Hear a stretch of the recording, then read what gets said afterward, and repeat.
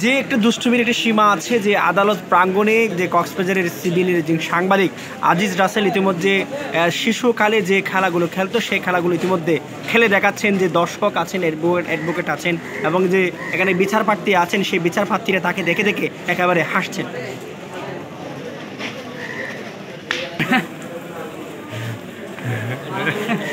উনি আবার মাঝে মাঝে আবার হাত ধরে আবার মানুষদেরকে দেখে। ইতিমধ্যে এখানে যে ছোটকালে যেভাবে খেলতেন সেই খেলাগুলো আমাদেরকে দেখিয়েছেন, এই বিষয়ে নিয়ে একটা বক্তব্য দেন, আপনার মন্তব্য কি বলেন? ধন্যবাদ মাইলাভেরা টিভিকে। আসলে আমরা ঘড়ির কাঁটার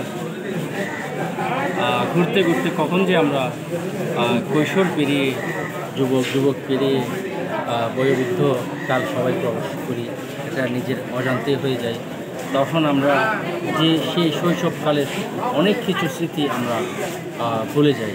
বিশেষ করে আমি বলবো, আমরা যে শৈশবকালে স্কুল জীবনে যে প্রাথমিক লেভেলে যে দুষ্টুমিগুলো করতাম তার মধ্যে অন্যতম ছিল কিন্তু স্কুল ছুটি যখন দিত তখন আমরা স্কুলের রেলিং থেকে আমরা এইভাবেই গড়াগড়ি করেই নামতাম।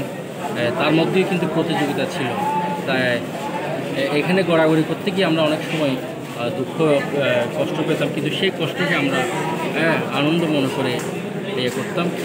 আজকে এখানে হঠাৎ এই রেলিং দেখে কিন্তু আমরা আমার সেই শৈশবের স্মৃতি আমার মনে পড়েছে, যার জন্য খানিক শৈশবে ফিরে গিয়েছিলাম। ধন্যবাদ।